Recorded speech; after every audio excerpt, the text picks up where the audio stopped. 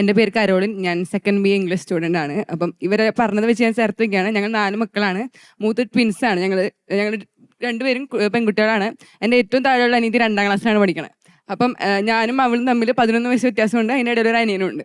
അപ്പം എൻ്റെ അമ്മ ഞങ്ങളെ വളർത്തിയ സാഹചര്യം ഞങ്ങൾക്കറിയാം. അപ്പ ഗൾഫിലായിരുന്നു. അമ്മ ഒറ്റയ്ക്കാണ് ഞങ്ങളെ വളർത്തിയത്. ഓക്കെ. അപ്പം കുറേ പേര് പറഞ്ഞു അമ്മയ്ക്ക് മക്കളെ വളർത്താൻ ഭയങ്കര ബുദ്ധിമുട്ടാണ്. ഞങ്ങൾ 2 പിള്ളേരായിരുന്നു. ഒറ്റ ടൈം ഞാൻ അണ്ടർ വെയിറ്റ് ആയിരുന്നു ജനിച്ചപ്പോൾ. ഞങ്ങൾ ഒരുമിച്ചാണ് വളർന്നത്. ഇരട്ട കുട്ടികളാകുമ്പോൾ അറിയാം സെയിം സിറ്റുവേഷൻ ആയിരിക്കും. അതായത് എനിക്ക് ഫീസ് അടക്കുന്ന സമയത്ത് അവൾക്ക് ഫീസ് അടക്കണം, എനിക്ക് ടൂർ പോകാൻ തോന്നി അവൾക്ക് ടൂർ പോകണം, എനിക്ക് ഡ്രസ്സ് മേടിക്കുമ്പോൾ അവൾക്ക് ഡ്രസ്സ് മേടിക്കണം. താഴെ പിള്ളേരുണ്ട്, ട്വിൻസ് ആകുമ്പോൾ അങ്ങനെ ഒരു പ്രശ്നമുണ്ട്. പക്ഷെ എനിക്ക് തോന്നിയത് എൻ്റെ താഴെ അനിയൻ വന്നപ്പോഴും 11 വയസ്സ് ഗ്യാപ്പിൽ അനിയത്തി വന്നപ്പോഴും എനിക്കറിയാൻ വേണ്ടി അനിയത്തിനെ എങ്ങനെ നോക്കേണ്ടതെന്ന്. ഞാനൊരു അമ്മയായിക്കൊണ്ടിരിക്കുകയാണ്. ഞാൻ 6ാം ക്ലാസ്സിൽ പഠിക്കുമ്പോൾ എനിക്കിപ്പോൾ ശരിക്കും അമ്മയാവാൻ കൊതിയാവണുണ്ട്.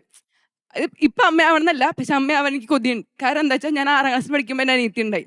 അമ്മയുടെ പ്രഗ്നൻസി, എൻ്റെ അമ്മയുടെ കൂടെ എൻ്റെ ആൻറ്റി പ്രഗ്നൻ്റ് ആയി. 1 മാസം വ്യത്യാസം ഉണ്ടായില്ല അവർ തമ്മിൽ പ്രഗ്നൻസി. അമ്മയുടെ മൂന്നാമത്തെ മാസം അല്ലെങ്കിൽ 2ാമത്തെ മാസത്തിൽ ഞാൻ അറിഞ്ഞു അമ്മ പ്രഗ്നൻ്റ് ആണ്.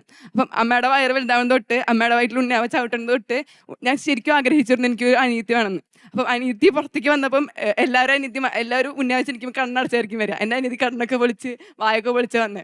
അപ്പം ഭയങ്കര ബ്യൂട്ടിഫുൾ ആയിരുന്നു അവളെ കാണാൻ. എന്നിട്ട് എടുക്കാൻ ഭയങ്കര കൊതിയായിരുന്നു എനിക്ക്. ആൻഡ് അവളെ വളർത്തിയതെന്ന് പറഞ്ഞിട്ട് ഞങ്ങൾ തന്നെയാണ് വളർത്തിക്കൊണ്ടിരിക്കുന്നത്.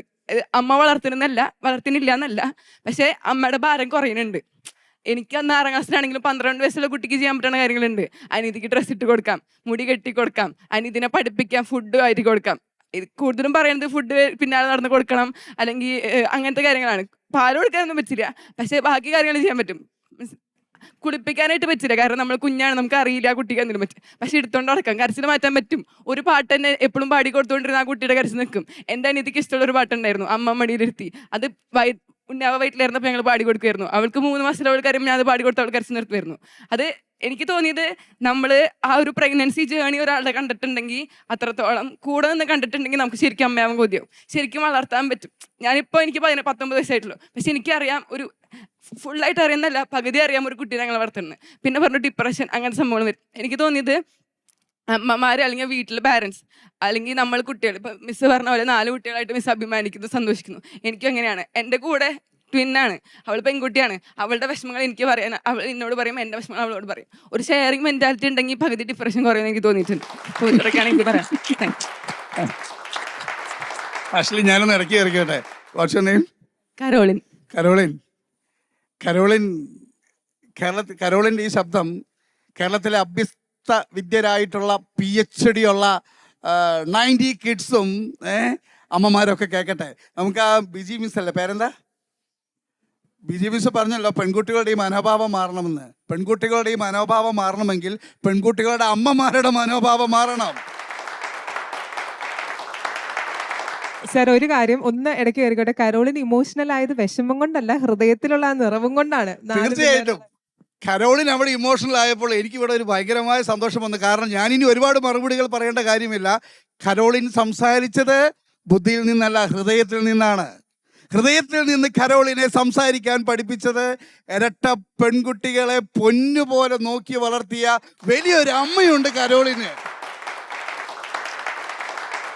കുറേ പേരുടെ ചോദ്യങ്ങൾക്കുള്ള ഒരു ഉത്തരം കരോളിൻ നൽകിയിട്ടുണ്ട്. എന്നിരുന്നാലും ഇപ്പോൾ മോള് ചോദിച്ചു പേരെന്താ? ആനി ചോദിച്ചൊരു ചോദ്യമുണ്ട്. 4 മക്കളുണ്ടായിട്ട് അമ്മ മരിച്ചു പോയാൽ എന്ത് ചെയ്യും? ഒരു കുട്ടിക്ക് അപ്പൻ്റെ സ്നേഹം മാത്രം പോരാ, അമ്മയുടെ സ്നേഹം കൂടി വേണമെന്നാണ് പറയാ. ഓക്കെ, അതിനൊരു മറുപടിയുണ്ട്. 1962 ഒരമ്മ മരിച്ചുപോയി. ആ മരിച്ചുപോയ അമ്മ ഒരു പീഡിയാട്രീഷ്യൻ ആയിരുന്നു. She was a doctor. ജീന ബ്രട്ടാമോല എന്നായിരുന്നു ആ ഡോക്ടറുടെ പേര്. ആ ഡോക്ടർ മരിച്ചു പോകുന്നതിന് മുമ്പ് ഡോക്ടർ ക്യാരിങ് ആയിരുന്നു. അപ്പോൾ ഒരു പക്ഷേ ആ കുഞ്ഞിനെ അങ്ങ് വേണ്ടാന്ന് വെച്ചിരുന്നെങ്കിൽ ഡോക്ടർ ജീവിച്ചനായിരുന്നു. അപ്പോൾ ആ ഡോക്ടർ പറഞ്ഞ മറുപടി എന്താണെന്നറിയാമോ? ഈ നാട്ടിൽ മരങ്ങൾക്ക് വേണ്ടി പൊരുതുന്ന ആൾക്കാരുണ്ട്, മലിനമായി പോകുന്ന നദികളെ ചൊല്ലി വിലപിക്കുന്ന ആൾക്കാരുണ്ട്, തെരുവ് നായ്ക്കൾക്കുമില്ലേ ആത്മാവ് എന്ന് ചോദിച്ച് തെരുവ് നായ്ക്കളെ കൊല്ലരുത് എന്ന് പറയുന്ന പ്രകൃതി സ്നേഹികളുണ്ട്. 100 കണക്കിന് മനുഷ്യരെ ചവിട്ടിക്കൊന്ന ആനയെ വെടിവെച്ച് കൊല്ലണ്ടെന്ന് ആരെങ്കിലും ചോദിച്ചു കഴിഞ്ഞാൽ അതിന് ആനപ്രേമികളുമുണ്ട്. ഇവരുടെ എല്ലാം സ്നേഹത്തെ നമ്മൾ തിരസ്കരിക്കുന്നില്ല, നിന്ദിക്കുന്നില്ല, അവഹേളിക്കുന്നില്ല. ഇതിനേക്കാൾ ഇത്തിരിയും കൂടി വലിയ സ്നേഹമായിരുന്നു ആ ഡോക്ടറുടെ കുഞ്ഞിനോട് കാണിച്ച. ഡോക്ടർ പറഞ്ഞത് എന്താണെന്ന് പറഞ്ഞാൽ, എൻ്റെ ജീവന് വേണ്ടി സപ്പോർട്ട് ചെയ്യാൻ എനിക്കൊരു ഹസ്ബൻഡുണ്ട്, എൻ്റെ കൂടെയുള്ള സഹപ്രവർത്തകരുണ്ട്, പക്ഷേ എൻ്റെ ഉദരത്തിൽ ഉരുവായ കുഞ്ഞിന് സപ്പോർട്ട് ചെയ്യാൻ ഞാൻ മാത്രമേ ഉള്ളൂ. ഞാൻ മരിച്ചോട്ടെ, ആ കുഞ്ഞ് ജീവിച്ചോട്ടെ എന്ന് പറഞ്ഞ് സ്നേഹം ജീവിതമാക്കി മാറ്റിയൊരമ്മ. അമ്മ മരിച്ചുപോയി, പക്ഷെ മക്കളൊക്കെ നന്നായിട്ടാണ് വളർന്നത്. ഇത് ഇറ്റലിയിലാണ്. ഇനി ഒരു 3-4 വർഷം മുമ്പ് കേരളത്തിലും ഇതുപോലെ എത്ര മക്കളുടെ അമ്മയാണെന്ന് ഓർക്കുന്നുണ്ടോ സ്വപ്ന? 8 മക്കളുടെ അമ്മ. 8ാമത് ക്യാരിങ് ആയിരുന്നു. അപ്പോൾ ക്യാൻസർ ആണെന്ന് തോന്നുന്നു അല്ലേ? ക്യാൻസർ ആണെന്ന് അറിഞ്ഞ ആ കുഞ്ഞിനെ കളയുന്ന കാര്യം പറഞ്ഞപ്പോൾ സ്വപ്ന സമ്മതിച്ചില്ല. 8ാമത്തെ കുഞ്ഞിനെ പ്രസവിച്ച് കുറച്ച് നാൾ കഴിഞ്ഞ് സ്വപ്ന മരിച്ചു പോയപ്പോൾ അവിടെ ചുറ്റും കൂടിയ ആ ശവസംസ്കാര ചടങ്ങിൽ സംബന്ധിച്ച സ്വപ്നയുടെ മക്കൾ ആരും കരഞ്ഞില്ല.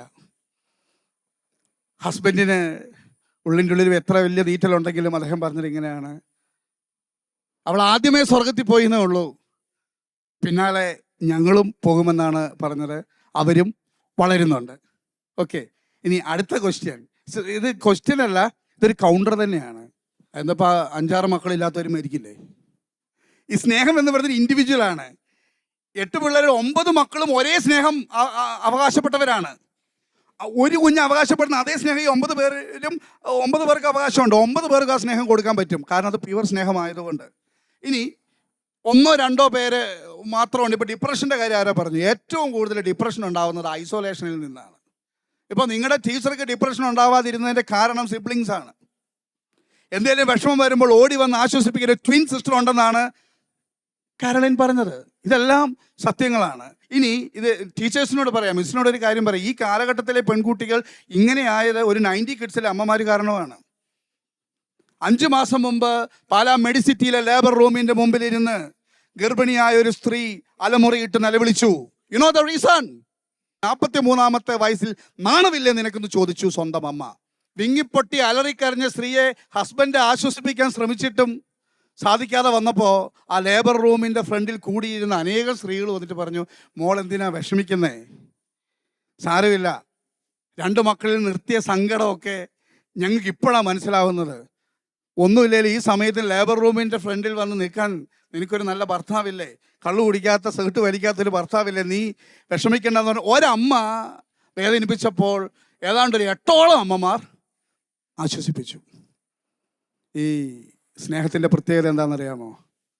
ആത്മാർത്ഥമായി ജീവിക്കുന്ന ഒരാൾക്ക് 10 പേർ ചേർന്ന് സ്നേഹം നിഷേധിച്ചാൽ 10,000 പേർ ചേർന്ന് അദ്ദേഹത്തെ സ്നേഹിക്കും. കാരണം നമ്മളേവരും വിശ്വസിക്കുന്ന ദൈവത്തിൻ്റെ പ്രത്യേകത, ദൈവം സ്നേഹമാണ്.